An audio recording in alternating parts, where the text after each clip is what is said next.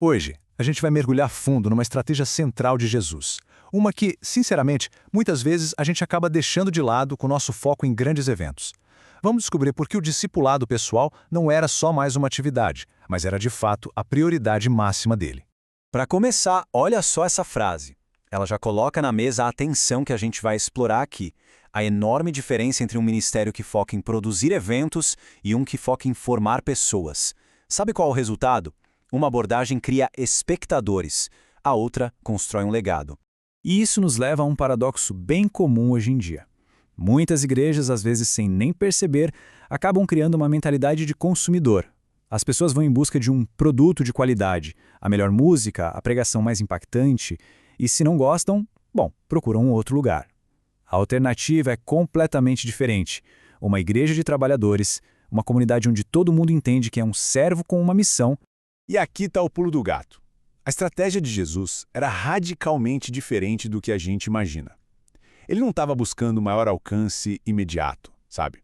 Ele estava, na verdade, investindo pesado em poucas pessoas, porque ele sabia que a transformação genuína delas era a verdadeira chave para um impacto que duraria para sempre. Ok, mas como a gente sabe que essa era a prioridade dele? Vamos dar uma olhada nas evidências, em como Jesus demonstrava isso no dia a dia. Isso não era só uma teoria bonita, era a forma como ele gastava seu tempo e sua energia. Agora, tenta imaginar o choque que essa declaração não causou na época. Enquanto a família biológica dele esperava lá fora, Jesus publicamente redefine o conceito de família em torno dos seus discípulos. Ele estava dizendo na cara de todo mundo: neste momento, treinar esses caras é a minha prioridade número 1. Isso é muito, muito forte. Pensa bem nisso aqui. Jesus, sendo Deus, tinha uma capacidade ilimitada. Ele poderia ter ensinado milhares de pessoas ao mesmo tempo, sem problema nenhum. Mas, em vez disso, ele escolheu concentrar a maior parte dos seus 3 anos de ministério em apenas 12 homens.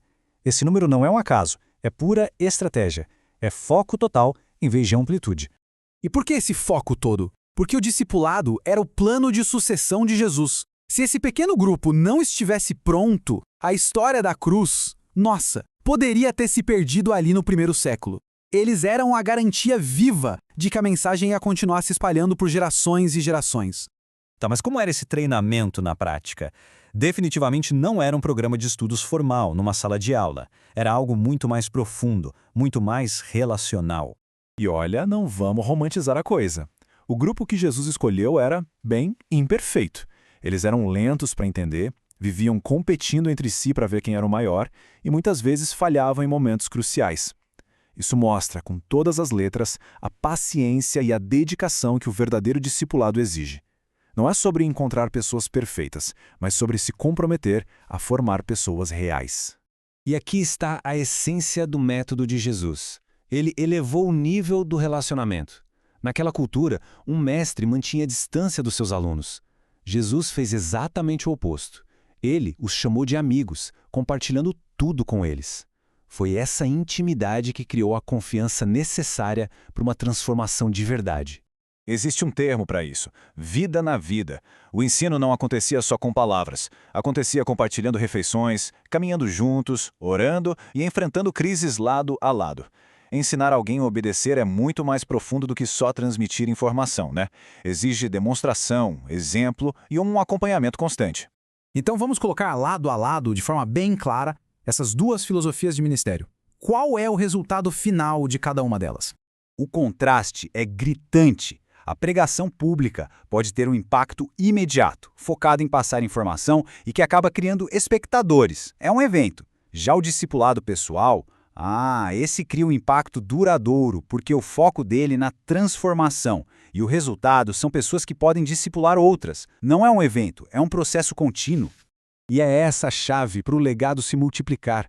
O objetivo final não é só criar um seguidor, é criar um líder que possa replicar o processo.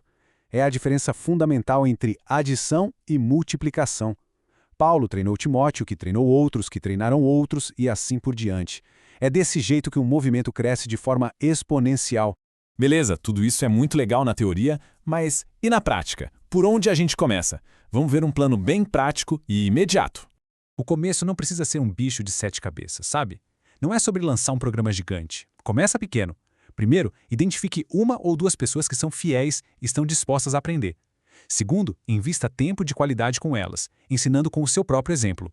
Terceiro, ensine essas pessoas a fazerem o mesmo com outros. E quarto, confie que essa pequena semente vai gerar um crescimento incrível.